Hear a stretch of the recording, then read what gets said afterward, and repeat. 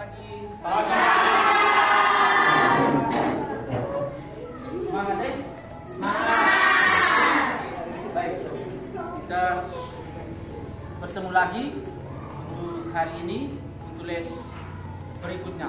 Jadi mari kita semua berdiri untuk sama-sama berdoa. Kita berdoa bersama. Silakan. Ciri.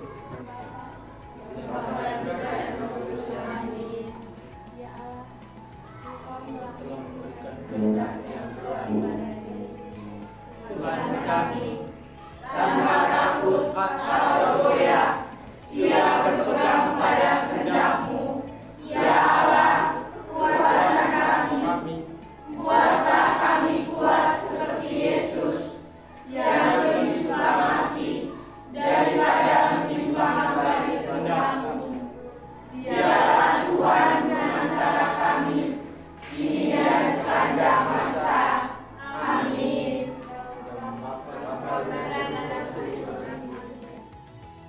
Hari ini semua hadir? Ada yang tidak hadir? Ya. Oke, berapa orang? Dua. Kita kembali ke les kita hari ini tentang bersikap kritis terhadap apa? Media massa. Lalu yang sekarang bersikap kritis terhadap ada satu dua pertanyaan sebagai pemicu untuk kita belajar hari ini. Sejauh yang kamu mengerti, apa itu ideologi? Siapa? Kumpulan suatu gagasan atau ide dasar, kepercayaan serta keyakinan. Terus untuk gaya hidup itu adalah bagian dari kebutuhan sekunder yang berubah tergantung perubahan zaman. Oke, terima kasih. Pertanyaan berikut, mengapa kita perlu bersikap kritis terhadap ideologi dan memilih gaya hidup yang benar? Saya Pak. Caca? Jadi kita harus berpikir kritis karena dalam hidup modern dewasa ini kita tidak dapat lepas dari berbagai pengaruh lingkungan, baik itu paham atau ideologi. Jadi bersikap kritis karena kita harus memilih mana yang baik dan mana yang tidak baik untuk dihindari. Baik, kita lihat bersama tujuan pembelajaran kita hari ini adalah supaya kita bersama-sama memahami ajaran gereja tentang bersikap kritis terhadap ideologi dan apa? Gaya hidup. Dan selanjutnya kita harus bersyukur terhadap kemampuan kita, anugerah yang diberikan Tuhan untuk mampu bersikap kritis terhadap ideologi dan gaya hidup. Dan karena itu sebagai penyemangat atau motivasinya itu ada satu statement pernyataan saya baca kemarin itu tentang bagaimana semangat untuk belajar. Siapa yang berusaha atau mulai melatih diri untuk tunda-tunda pekerjaan, berarti dia latih diri untuk baku tipu. Baku tipu, iya toh? Yang biasa buat. Nanti kalau saya tanya tugas sudah, Pak lupa. Jadi tetap semangat. Siap untuk semangat toh? Ya.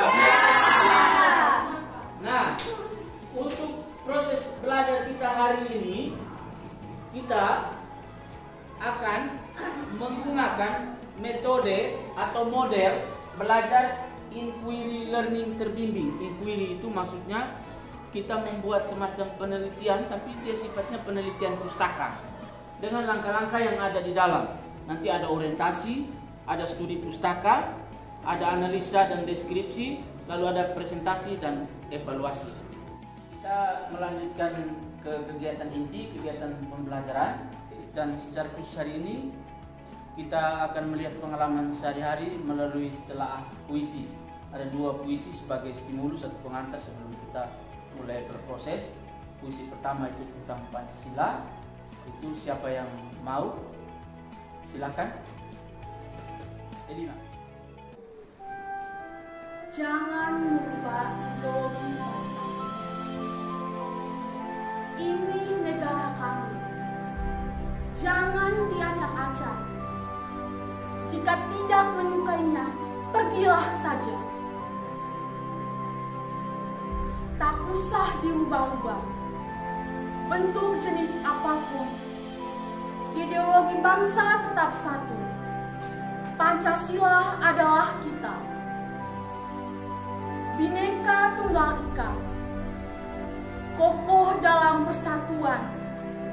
Jangan coba-coba menghancurkan. Ingatlah, siapapun kamu, tidak gentar menghadapi, meskipun harus bertanggung jawab.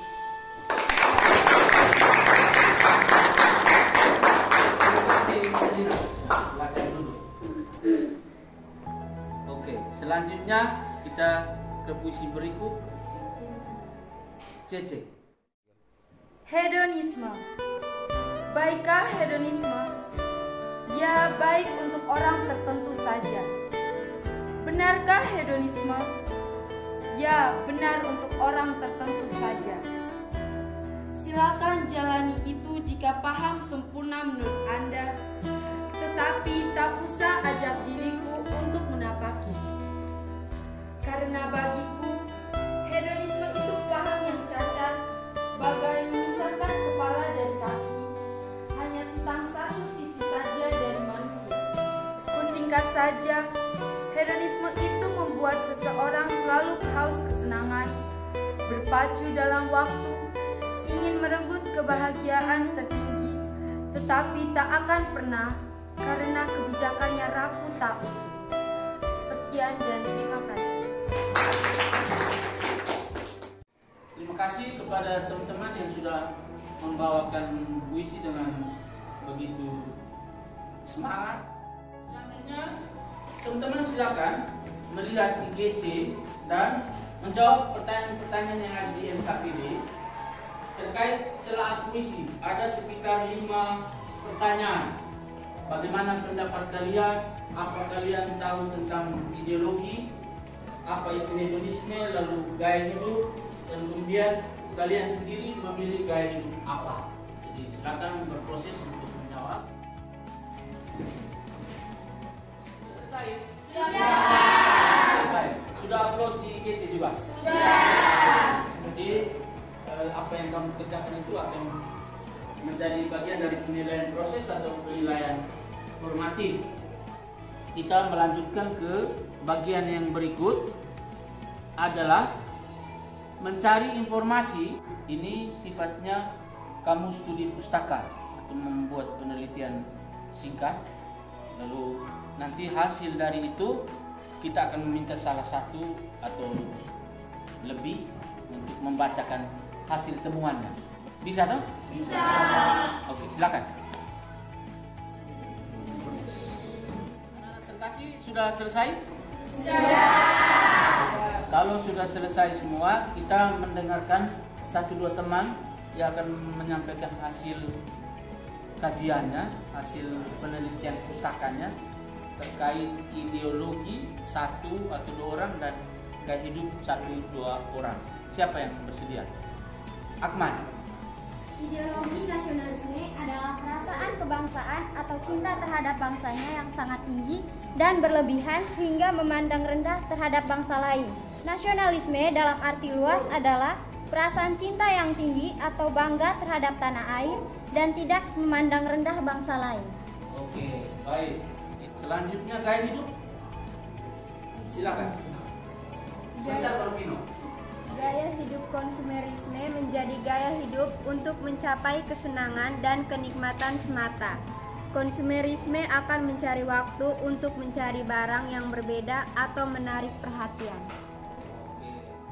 Kita melanjutkan pembelajaran kita pada bagian analisa atau mengambil pesan dari kitab suci terkait bersikap kritis terhadap ideologi dan gaya hidup. Dan hari ini kita dihadapkan dengan teks kitab suci di Injil Lukas bab 4 ayat 1 sampai 13. Tentang apa? Lalu kita diminta untuk membaca, masing-masing menyimak teks itu dan menjawab dalam kelompok. Oke, kelompok sudah terbentuk 3 ya Pak. 3 kelompok. Jadi nanti kelompok 1 akan dipandu dengan pertanyaan-pertanyaan yang ada. Demikian juga dengan kelompok 2-3. Apa arti ketiga godaan tersebut? Kelompok 1. Kelompok 2 dan 3 itu ada 5 pertanyaan. Kalau kelompok 1 ada 4, tapi dengan pertanyaan-pertanyaan turunan yang ada dalam. Lalu kemudian kelompok 2 dan 3, bagaimana Yesus menghadapi orang-orang Saduki. Lalu selanjutnya sampai dengan bagaimana kita seharusnya menghadapi bermacam-macam aliran tersebut. Sehingga waktu dan kesempatan diberikan kepada anak-anak terkasih, kepada kita semua untuk mulai bersama berdiskusi dalam kelompok ada dalam masyarakat Yahudi. Sementara proses sudah selesai. Oke, setelah kita berproses dalam kelompok seperti yang kita sepakati tadi, jadi ada satu teman yang akan menyampaikan hasil diskusi mereka. Kelompok 1 diskusi. Oke, baik. Terima kasih kesempatannya. Jadi saya mewakili kelompok 1 akan menjawab pertanyaan yang diberikan. Jadi arti dari ketiga godaan yaitu bertujuan agar Yesus menggagalkan pilihannya dalam mewartakan kerajaan Allah. Oke, terima kasih. Kelompok 2. Baiklah, terima kasih atas waktu dan kesempatannya. Saya akan menjawab pertanyaan nomor 2. Kata zelot berarti bersemangat. Kaum zelot dapat berarti pembela hukum, orang bersemangat. Kelompok zelot adalah pejuang-pejuang kemerdekaan Yahudi melawan orang-orang Roma pada awal abad Masehi. Terima kasih. Selanjutnya kelompok 3. Seperti yang diberikan, saya akan membacakan hasil diskusi kelompok kami. Kelompok Farisi adalah kelompok yang mengecam Yesus karena mengampuni dosa, melanggar peraturan Sabat, dan bergaul dengan pendosa. Itu kelompok Farisi. Kelompok-kelompok ini berseberangan dengan apa yang mau dibawa oleh Yesus. Baik anak-anak yang terkasih, sebelum kita masuk ke refleksi dan aksi, ada 1-2 penegasan yang perlu kita lihat bersama sebagai peneguhan untuk konten atau materi yang perlu kita jadikan pegangan dalam bersikap kritis terhadap ideologi dan gaya hidup yang berkembang.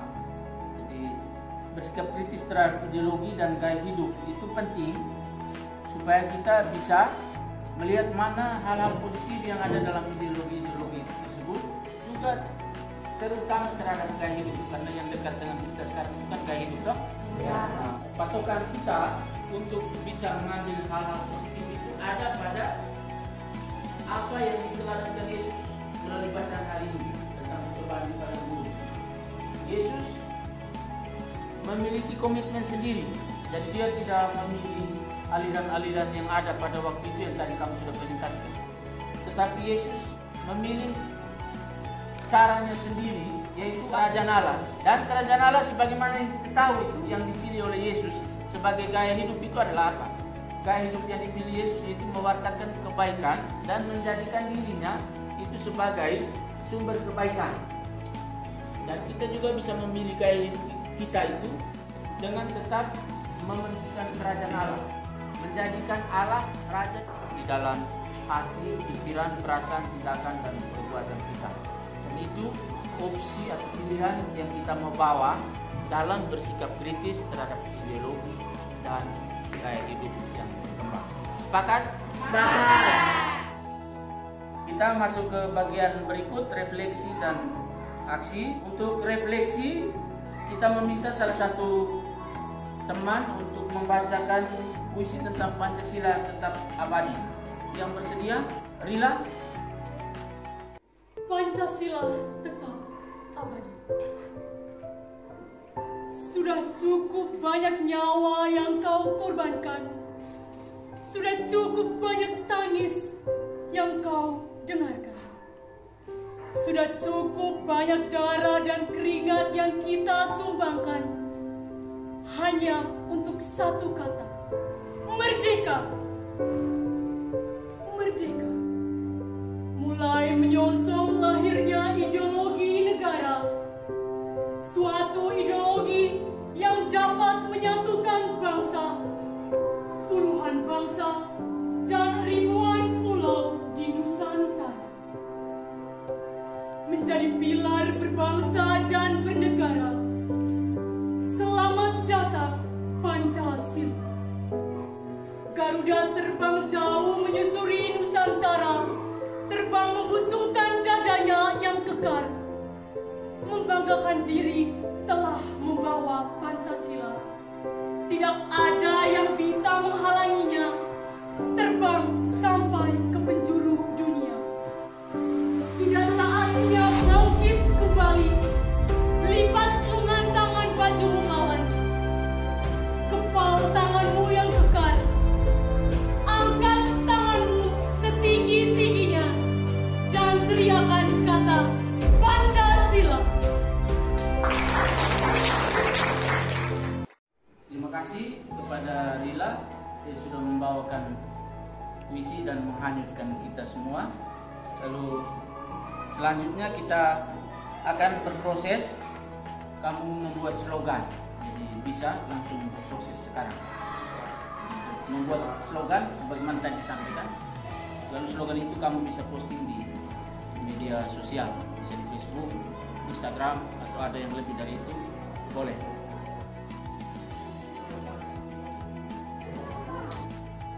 Kita mengakhiri kegiatan pembelajaran kita pada hari ini. Sebagaimana biasanya, jangan lupa menuliskan evaluasi terhadap proses pembelajaran IGC supaya ada perbaikan untuk pembelajaran berikutnya. Dan sebelum kita tutup, kita minta salah satu dari kita membuat semacam kesimpulan singkat terkait seluruh proses kita hari ini. Siapa? Oke, Amir. Baik, terima kasih atas waktu dan kesempatan yang telah diberikan kepada saya. Jadi saya akan memberikan kesimpulan berdasarkan apa yang sudah kita pelajari pada hari ini. Berdasarkan materi yang sudah kita pelajari tentang sikap bersikap kritis terhadap ideologi dan gaya hidup, maka kita perlu memiliki sikap kritis tersebut agar kita bisa membedakan pandangan atau ideologi yang baik dan yang buruk, serta bisa membedakan gaya hidup yang baik dan buruk untuk kita ikuti. Sekian dan terima kasih. Demikian pembelajaran kita hari ini. Mari kita semua berdiri, kita tutup dengan doa. Intan, silakan. Pak Guru dan teman-teman, marilah kita mengambil sikap untuk berdoa. Dalam nama Bapa dan Putra dan Roh Kudus. Amin.